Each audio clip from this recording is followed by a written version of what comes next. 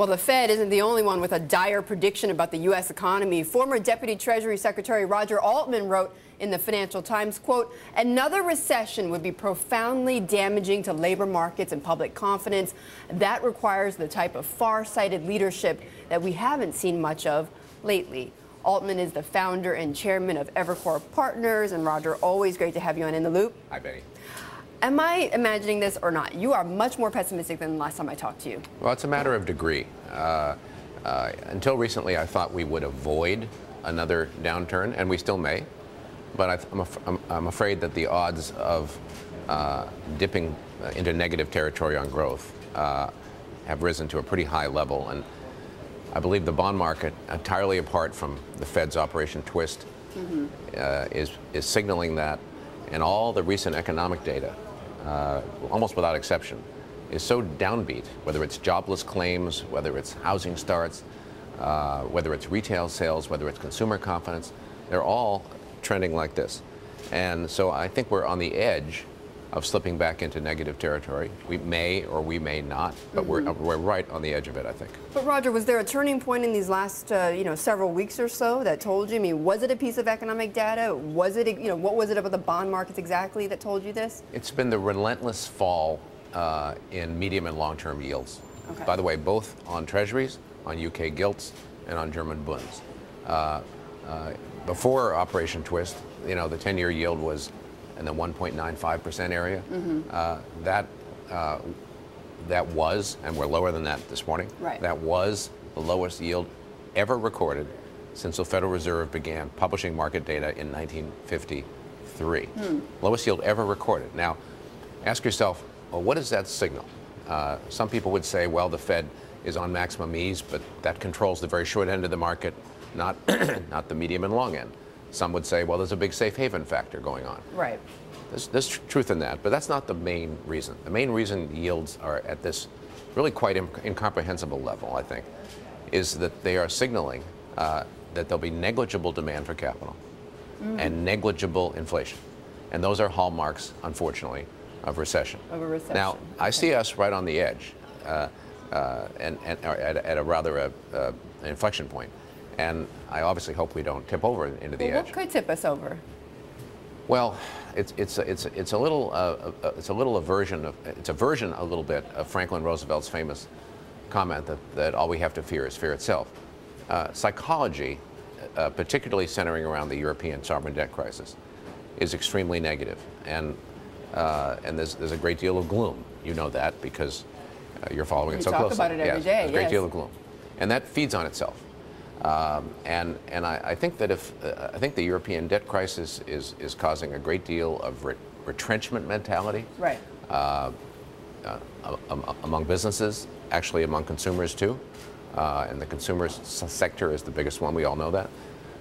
And I think this is all showing up in the data. We're going to get 3 pieces of data today. Right.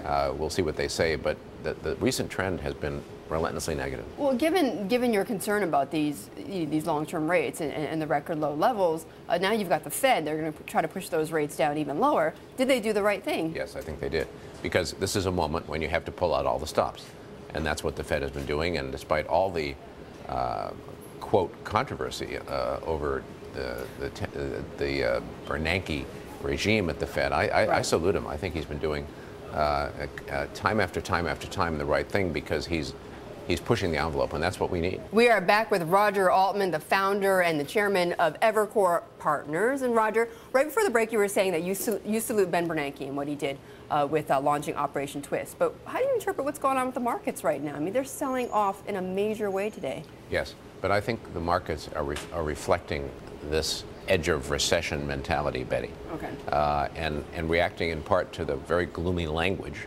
which the Fed itself put forward yesterday. I don't think the market is effectively saying we don't like Operation Twist. We think it's a mistake. We don't think it's sound. I don't think they're saying any of that. I think the market thinks it's a good. The Fed thinks it's pretty bad out there. Yes, exactly. The Fed thinks things are worse than we thought the Fed thought. Right. And that's. It's not important what I think, but that's consistent with what you and I were talking about a minute or two ago in terms of our being on the edge. Roger, let me talk to you about, obviously, an industry you know very well, banks. Moody's downgraded several banks yesterday, Bank of America, Wells Fargo, basically saying that the too big to fail is over with.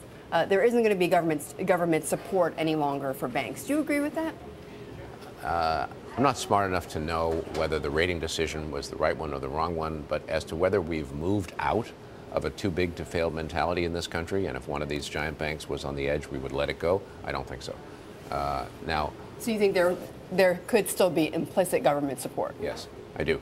It seems to me that the banking sector today is generally much healthier than it was 3 years ago, and in general, most of our largest banks have achieved a pretty full recovery. For example, in contrast to European banks, which in general are much more leveraged, much less liquid, much more at risk.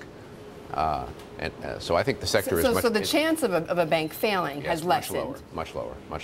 If there were to be a sudden financial embolism at one of these institutions, and one of them, not the whole sector, but one of them, was seen as potentially failing, I still think that the Treasury and the Fed together would step in to stabilize it.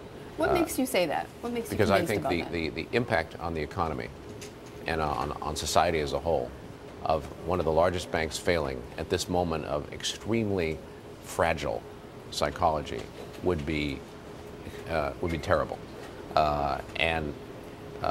Imagine if all of us heard in the next 24 hours or a week from today or a month from today that XYZ big bank had failed. I mean, a really big one. I think you'd see the economy, which as I described as right on the edge, go just like that. Because consumers would in effect, metaphorically speaking, would hide in their closets. Business would go, oh my God, we're gonna increase our liquidity even further, and it's already extremely high, which by the way is a very bearish sign, because it signifies uncertainty and hesitation. And I just think it would deal a terrible blow to the global economy, not just the United States economy. And I don't think that the authorities would want to see that happen. So you think if a major bank failed, it would essentially plunge us into recession, and perhaps a global recession? Yes, I do. Okay. And I think all these decisions, of course, have to be made at the time. So I'm referring to a situation where the sector is generally healthy and one institution, in effect an outlier, is teetering or about to topple. Okay. Roger, great to have you as always. Thank you, Betty. Really appreciate you stopping by. Roger Altman, the founder of Evercore Partners.